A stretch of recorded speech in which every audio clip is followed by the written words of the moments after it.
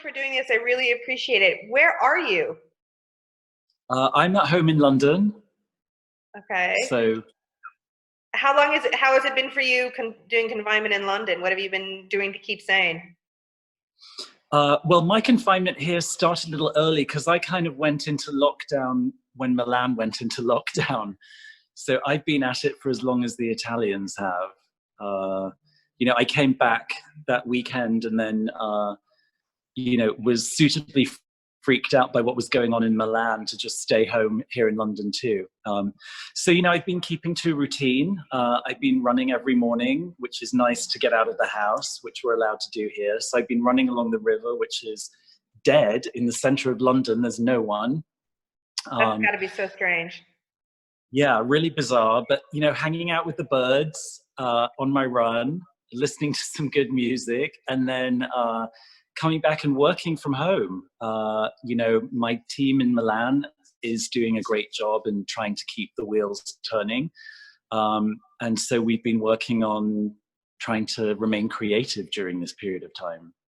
I know that the menswear shows, of course, are awash and like couture. How is that affecting your planning or your strategy going forward? How are you addressing those kind of issues, at least for the menswear?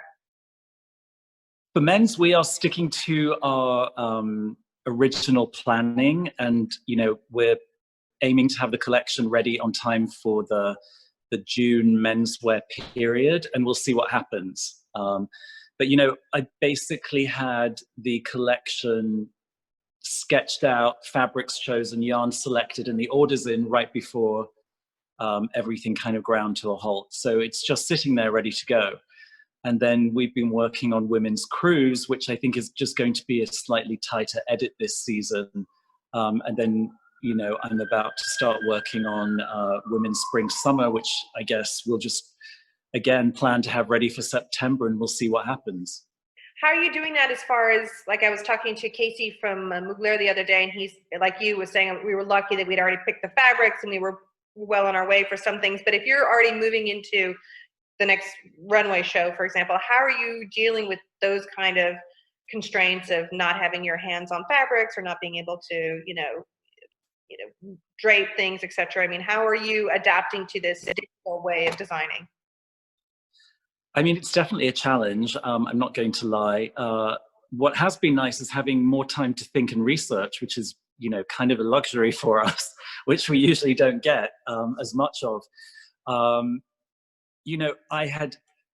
When I went through fabrics for the pre-collection, I always do the same thing. I always put things aside for, the later collection, thinking, oh, this might be nice for then. So there is kind of a whole packet of research that was already done, at least in terms of fabric and yarn. So I'm not too freaked out about that. And also, because I'd already selected the men's fabrics, sometimes we have a little bit of crossover in terms of fabrication and color between men's and women's. I mean, it's only our second season, so at least that's kind of what I'm thinking at this point. What do you think you're going to be taking away? You talked about having a little bit more time to actually think. Do you see going forward, are there aspects of this moments of reflection, the fact that you have to stay still and stay home, that you would try and replicate or hold on to when everything hopefully will, get back to quote unquote normal, or whatever the new normal will be? I mean, we just have to see. It'd be nice to think that we could spend more time thinking and researching, but let's see what happens. I mean, that would be the one thing I would love to take back into, whatever the new normal ends up being. Mm-hmm. And so what are you, if we're not doing fashion shows, are you and your team talking about different strategies for how to present your collection in a digital way, in a online capacity, or telling your story in an online way that maybe you weren't thinking about before all this hit?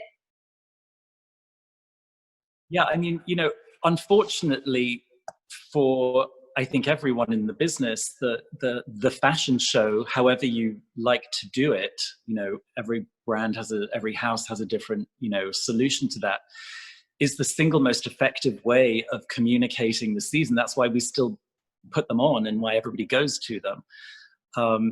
So I think we're trying to think of some kind of virtual show. I don't know what that will look like. It largely depends on how restrictive travel is by the time September rolls around. But the caravan of talent in terms of models, casting directors, hair and makeup people, sound design, etc., is kind of the big dependent factor on what we'll end up doing.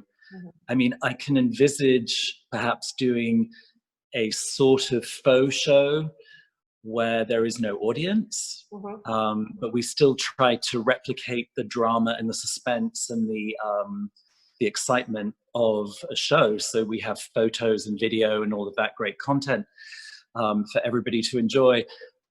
And, I guess we just have to wait and see how it's going to shake out. I mean, it's still really important to have a sense of the season and have a sense of the message, not only for the editors, but for the buyers too. They really rely on being inspired by fashion shows to help them figure out what's in the collection, and then also what their kind of overall buy is going to be from everyone, and how each house sort of sits into their matrix of the season. So I think, that's kind of what we're thinking. Presentations are interesting, but difficult if there's nobody coming. I just don't, I maybe could be a bit flat.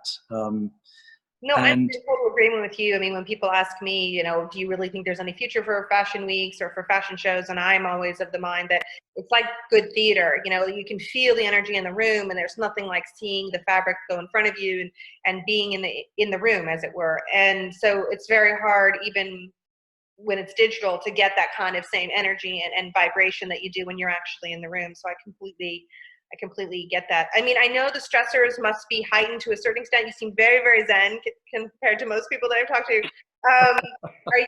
What are you doing to stay zen? Are you binge watching Tiger King? I mean, what are you doing outside of, it sounds like you're being very good about being rigorous and keeping a schedule, but what are you trying to do to kind of relax and take the edge off? Well, one thing I've been doing for the last, 4 or 5 days, I've been volunteering in the afternoons and making personal protection equipment for the NHS frontline workers here in London.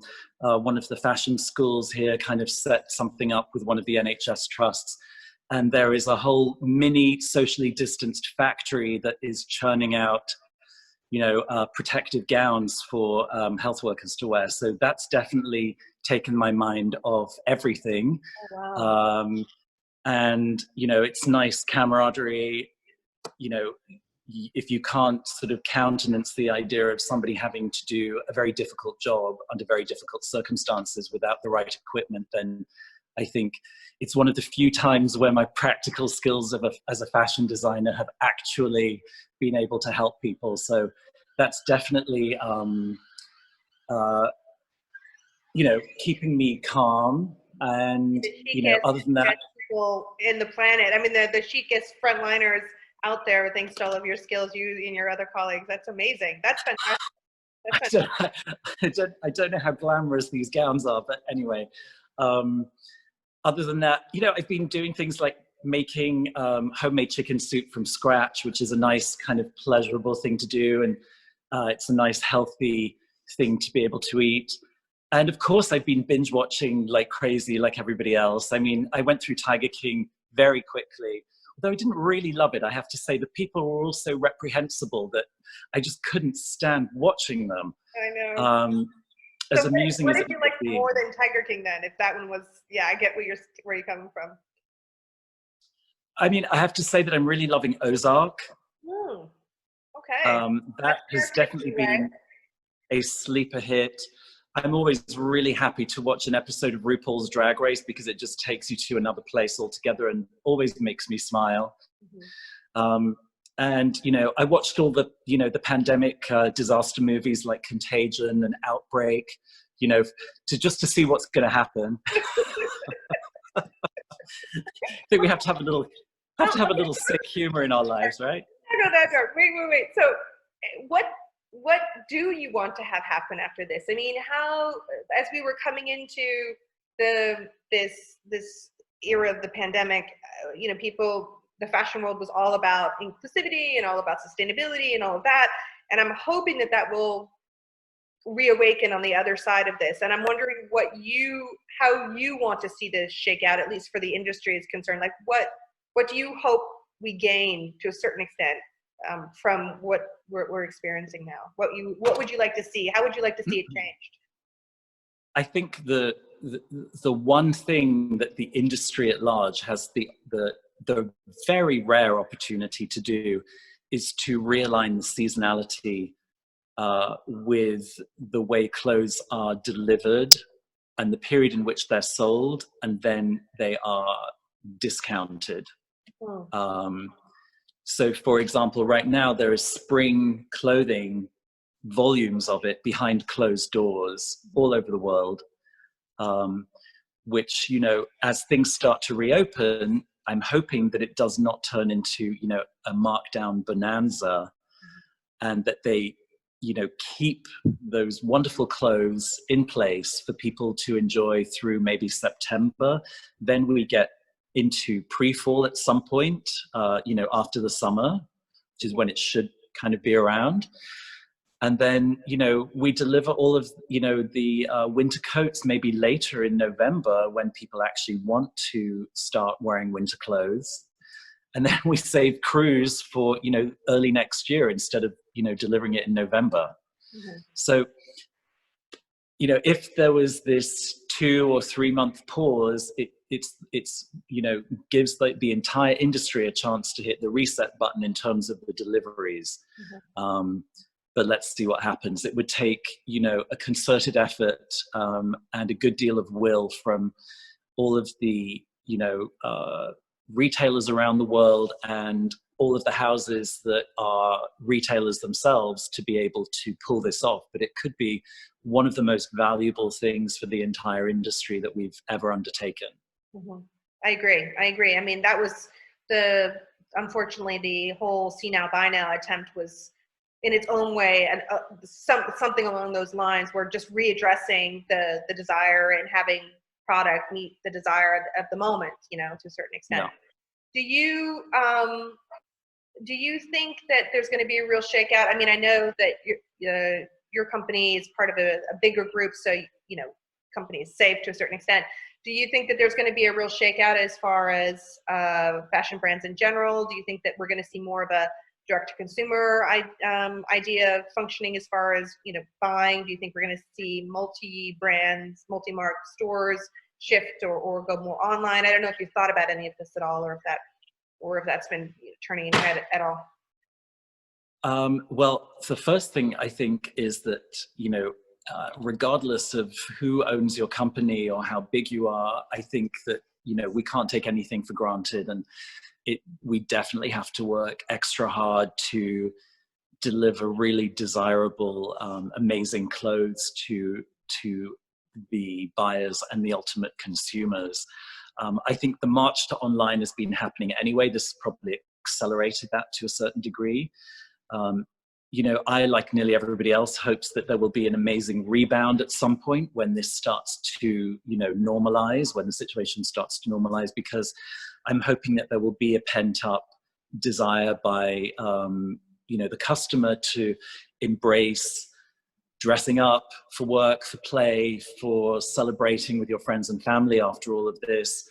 And to a certain extent, there has been evidence of that in China after they reopened, and also in South Korea. So, you know, if that is truly the case, then I'm hoping that we will have a good rebound. But I do think that, you know, unfortunately, there will be people who lose out, which I think is tragic, because there are some amazing, talented people out there. And, you know, unfortunately, sometimes it's the smaller houses, smaller brands, the startups that are more significantly affected, which makes me really sad.